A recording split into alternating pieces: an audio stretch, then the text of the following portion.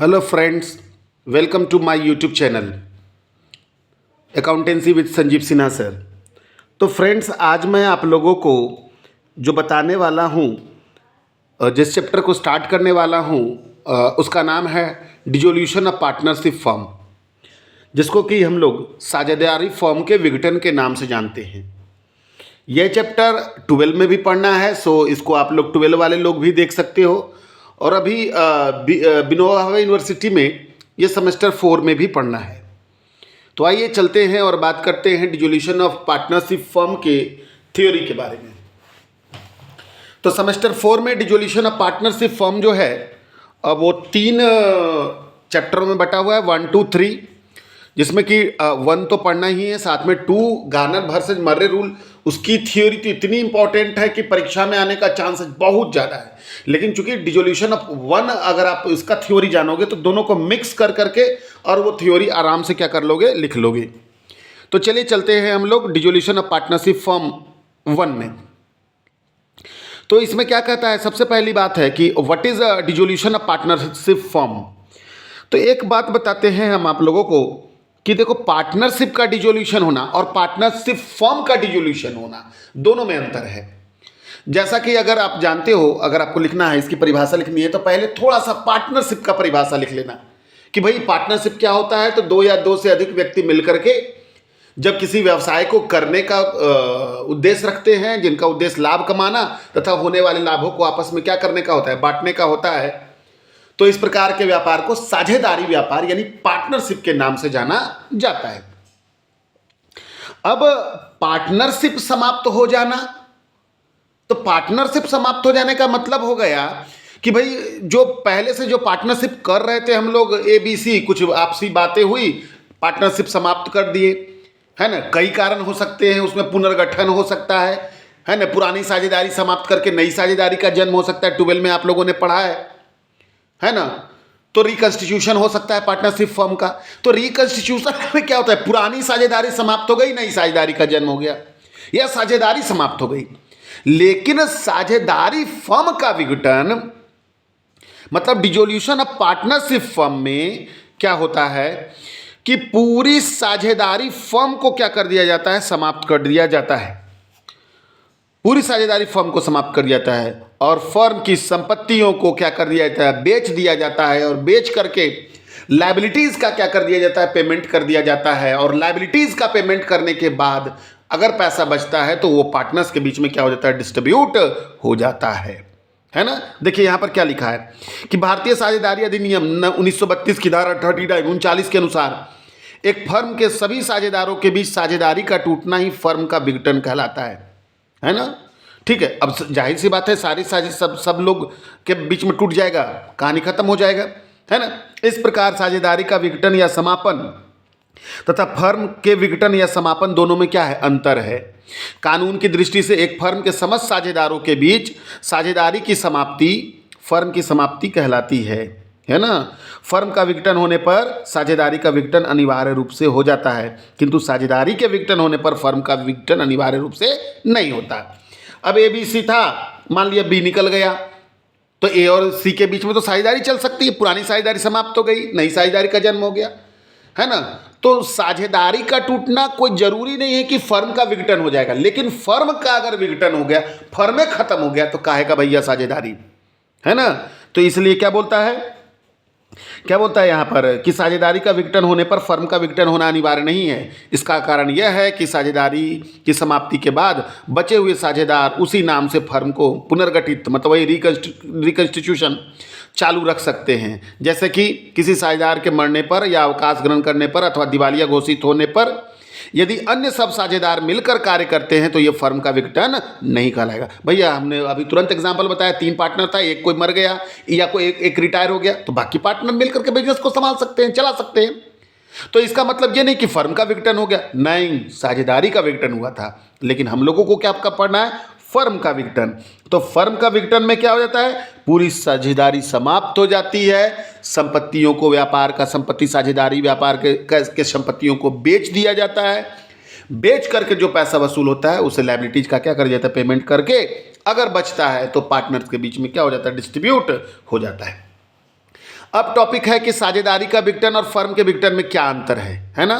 तो सबसे पहले देखो साझेदारी का विघटन और फर्म के विघटन में अंतर। तो बोलता है संबंधों में परिवर्तन। तो पहला क्या बोलता है कि फर्म के विघटन का आशय सभी साझेदारों के बीच संबंधों की पूर्ण समाप्ति, पूरा समाप्त, जबकि साझेदारी के विघटन का आशय साझेदारों के मध्य संबंधों में क्या हो जाएगा, परिवर्तन हो जाएगा। दूसरा, व्यवसाय का चालू रहना। भैया अगर फर्म का विघटन हो गया व्यवसाय समाप्त हो जाएगा, चालू नहीं रह पाएगा, लेकिन साझेदारी का विघटन हो गया पूरे फर्म में क्या हो जाएगा, समाप्त हो जाएगा। प्रभाव, साझेदारी के विघटन पर यह अनिवार्य नहीं है कि फर्म का विघटन हो जाए, है ना, परंतु फर्म के विघटन पर साझेदारी का विघटन अनिवार्य रूप से हो जाता है। नेक्स्ट है लेखा पुस्तकों को बंद करना। तो बोलता है क्या कि फर्म के विघटन पर फर्म की लेखा पुस्तकों को क्या कर दिया जाता है, बंद कर दिया जाता है ना, क्योंकि लेखा पुस्तक बंद हो जाएगी, कहानी खत्म हो जाएगी। परंतु साझेदारी के विघटन पर लेखा पुस्तकों को बंद करने की आवश्यकता नहीं होती है ना। अब आ जाओ क्या लिखा है, प्रकृति। तो साझेदारी का विघटन ऐच्छिक होता है, परंतु फर्म का विघटन ऐच्छिक भी हो सकता है, अनिवार्य भी हो सकता है। कभी कभी कोर्ट आदेश दे देता है कि नहीं आपको, आप लोगों को फर्म को क्या करना है, बंद करना है। नेक्स्ट है न्यायालय का आदेश। तो बोलता है एक फर्म का विघटन न्यायालय के आदेश से होता है, परंतु साझेदारी का विघटन पुनर्गठन की प्रक्रिया है, फिर से गठन हो जाएगा। फिर क्या है, संपत्तियों और दायित्वों का निपटारा। बोलता है साझेदारी के विघटन पर संपत्तियों और दायित्वों का मूल्यांकन, पुनर्मूल्यांकन किया जाता है, नया स्थिति विवरण बनाया जाता है। परंतु एक फर्म के विघटन पर संपत्तियों की वसूली की जाती है और दायित्वों का क्या कर दिया जाता है, भुगतान कर दिया जाता है। तो ये कुछ अंतर हो गया। अब है आ जाओ क्या, आ जाओ नेक्स्ट है आपका क्या कि भैया साझेदारी फर्म के विघटन की रीतियां क्या है, नियम क्या है ना। तो साझेदारी फर्म के विघटन की क्या क्या रीतियां हैं, नियम क्या है, तो सुनिएगा। तो बोलता है एक फर्म के विघटन या समापन की विभिन्न रीतियां इस प्रकार हैं। कैसे, तो पहला बोलता है सभी साझेदारों की सहमति से। जब सभी साझेदार सहमत हो जाए कि नहीं अब हम लोगों को फर्म को क्या करना है, बंद करना है, साझेदारी को क्या करना है, समाप्त कर देना है, और संपत्तियों को बेच करके लाइबिलिटीज का पेमेंट कर करके अपने अपने पैसा लेकर के चले जाना है, दैट इज, है ना, सभी साझेदारों की सहमति से। दूसरा क्या है, ठहराव या समझौते द्वारा समापन। कभी कभी ऐसा भी होता है कि पहले ही से लोग एक निश्चित समय के लिए साझेदारी करते हैं, 3 साल 4 साल 5 साल, इतना दिन के बाद हम लोग पार्टनरशिप क्या कर देंगे, डिजॉल्व करके अपने अपने रास्ते हो जाएंगे, ये हो गया। तीसरा हो गया अनिवार्य समापन। अनिवार्य समापन में 2 कंडीशंस है ना। पहला कि जब समस्त साझेदार एक को छोड़कर दिवालिया घोषित हो गए, एगो बचा बाकी सब दिवालिया हो गए, तो अब चलेगा कैसे पार्टनरशिप बिजनेस भाई, जब सब दिवालिया हो गया तो। दूसरा है कि किसी घटना के घटित होने पर फर्म का व्यापार चलाना अवैधानिक हो जाए। कभी कभी कुछ चीजें ऐसी, मान लिया आप एक प्लास्टिक का पॉलीथीन बनाते हो, उस पॉलीथीन को सरकार ने क्या कर दिया, बैन कर दिया। तो बैन कर दिया तो अब उस फैक्ट्री को चलाने का क्या फायदा, उस फैक्ट्री को आप चला नहीं सकते हो। तो आपको क्या करना पड़ेगा, उस जो आप फैक्ट्री जो कि पार्टनरशिप में चला रहे थे उसको बंद करना पड़ेगा, उसकी संपत्तियों को बेच करके लाइबिलिटीज का पेमेंट करना पड़ करके, बाकी कहानी खत्म, है ना। नेक्स्ट आपका क्या बोलता है, आकस्मिक घटनाओं के घटित होने पर, नहीं उसके पहले सूचना द्वारा विघटन। बोलता है यदि साझेदारी ऐच्छिक साझेदारी हो तो कोई भी साझेदार अन्य साझेदारों को फर्म के विघटन कराने की अपनी इच्छा की लिखित सूचना देकर फर्म का क्या करवा सकता है, विघटन करवा सकता है ना। नेक्स्ट है आकस्मिक घटनाओं के घटित होने पर, जैसे किसी साझेदार का मृत्यु हो गया, साझेदार दिवालिया हो गया, कोई निश्चित समय समाप्त हो गया या निश्चित कार्य पूरा हो गया, साझेदारी समाप्त हो जाएगा, विघटन हो जाएगा, फर्म का विघटन हो जाएगा। लास्ट है न्यायालय द्वारा समाप्ति। तो न्यायालय कब समाप्ति के लिए आदेश दे सकता है, साझेदार के पागल हो जाने पर, साझेदार के अस्थायी रूप से अयोग्य हो जाने पर, साझेदारों के दुराचरण मतलब गलत आचरण के आधार पर, साझेदारी के समझौता भंग करने पर, है ना, ठीक है, बिजनेस में निरंतर लगातार हानि हो रही है या अन्य आधार पर, है ना। आगे बोलता है, देखो लास्ट में हम बार बार एक बात दोहरा रहे हैं, क्या बोल रहे हैं कि फर्म के विघटन की दशा में फर्म का कारोबार क्या हो जाता है, बंद हो जाता है, संपत्तियां बेच दी जाती हैं, दायित्वों का भुगतान कर दिया जाता है एवं साझेदारों के हिसाब किताब या दावे निपटा दिए जाते हैं। क्लियर। तो ये था आपका कि भैया साझेदारी फर्म के विघटन से आप क्या समझते हैं, है ना।